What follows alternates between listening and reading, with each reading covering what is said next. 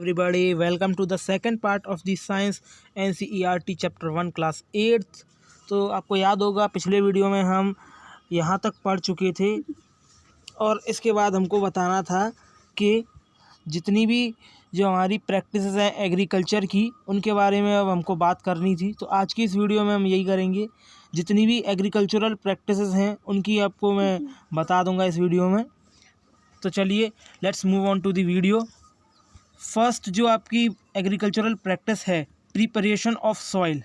तो यहाँ पे लिखा हुआ है the preparation of soil is the first step before growing the crop. देखो, प्रिपरेशन ऑफ सॉइल जो है मतलब कि मिट्टी को तैयार करना, ये सबसे पहला स्टेप है। ऑब्वियस सी बात है भाई, सबसे पहले आपको मिट्टी ही तैयार रखनी चाहिए, उसकी के बाद आगे का जो भी प्रोसीजर है वो करेंगे।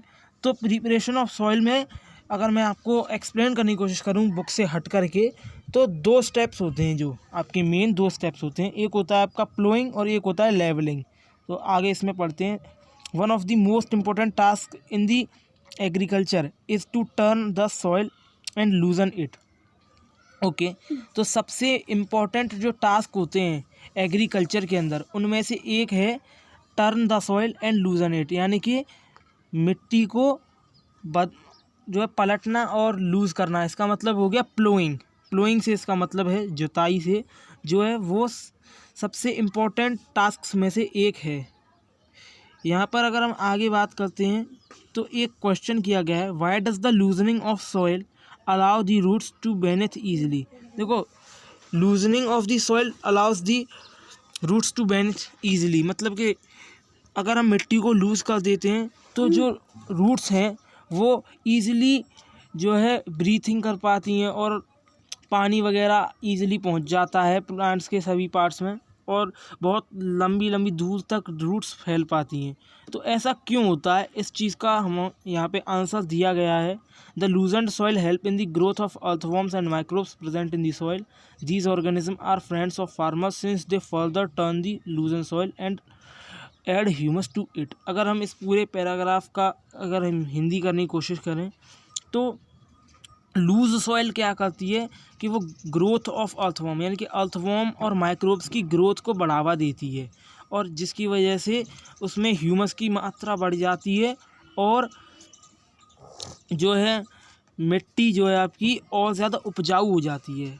अब अगर हम मेन चीज़ पे आते हैं तो यहाँ पे आगे दिया गया है why the soil needs to be turned and लूजन्ड।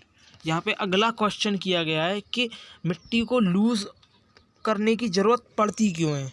तो इसका आंसर यहाँ पे नीचे दिया गया है कि you have learned in the previous classes the soil contains minerals, water, air and some living organism. तो आपने पिछली क्लासों में पढ़ा ही होगा कि मिट्टी के अंदर लिविंग ऑर्गेनिज्म भी रहते हैं, मिनरल्स भी होते हैं, वाटर भी होता है, एयर भी होती है, सब कुछ होता है।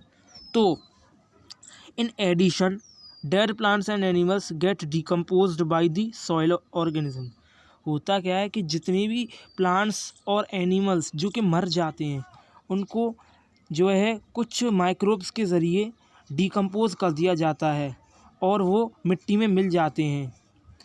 इन this way various nutrient in the dead organism are released back into the soil. इस तरीके से काफ़ी सारे न्यूट्रिएंट्स जो कि उन डेड ऑर्गेनिजम्स के अंदर थे मिट्टी में वापस चले जाते हैं। These nutrients are again absorbed by plants. इन न्यूट्रिएंट्स को प्लांट्स के द्वारा दोबारा एब्जॉर्ब कर लिया जाता है और फिर से जो है ये प्रक्रिया चलती रहती है। तो आज की इस वीडियो में इतना ही, अगली वीडियो में फिर से मिलेंगे और तब तक के लिए बाय। चैनल को सब्सक्राइब कर देना।